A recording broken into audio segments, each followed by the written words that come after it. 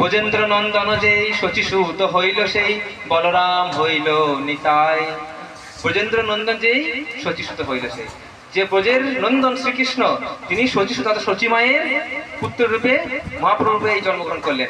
আর বলরাম হইল নিতাই, বলরাম হইল নিতাই।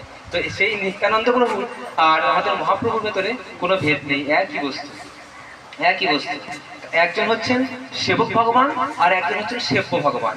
ভগবান শ্রীকৃষ্ণের সেবা করার জন্য যা যা কিছু প্রয়োজন হয় সব বলরাম বা নিত্যানন্দ প্রভু সরবরাহ করেন, কারণ উনি হচ্ছেন সেবক ভগবান, নিত্যানন্দ প্রভু হচ্ছে সেবক ভগবান, সেবা করেন। আর সেব্য ভগবান হচ্ছেন মহাপ্রভু বা কৃষ্ণ, সেবা গ্রহণ করেন। তো ওনাদের ভিতরে কোনো প্রভেদ নেই, একই বস্তু। তো সেই নিতাই আর গৌর একই ব্যাপার। তো যখন নিত্যানন্দ প্রভুকে আঘাত করলেন তখন মহাপ্রভু ছুটে আসছেন।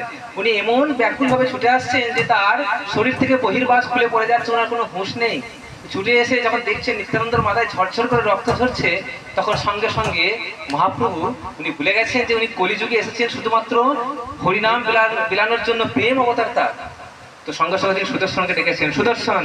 সুদর্শন এসে তখন মাথায় ঘুরছে, বনবন বনবন করে ঘুরছে। তখন নিত্যানন্দ প্রভু সঙ্গে সঙ্গে মহাপ্রভুর চরণ দুখানি ধরেছে, প্রভু এ কি করছো তুমি? এটা তোমার প্রেম অবতার, তুমি অস্ত্র ত্যাগ করো। সঙ্গে সঙ্গে মহাপ্রভু ভাবলেন এবং সুদর্শনকে ফিরিয়ে দিলেন। তো সেই সুদর্শনকে দেখে সঙ্গে সঙ্গে সেই জায়গায় মাথায় চরণে পড়েছে, মহাপ্রভুর চরণে লুটি পড়েছে। মহাপ্রভু বলছে, কবু না করিব তোকে মই উদ্ধার, তোকে কখনো উদ্ধার করব না, কারণ তুই যার চরণে অপরাধ করেছিস সে যদি তোকে ক্ষমা করে তবে তুই আমার চরণ পাবি।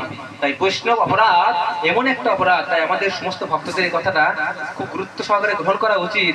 বৈষ্ণব চরণে যেন কোনো অপরাধ না হয়, কারণ বৈষ্ণব চরণে অপরাধ হয়ে গেলে সেই অপরাধের আর কোনো ক্ষমা হয় না।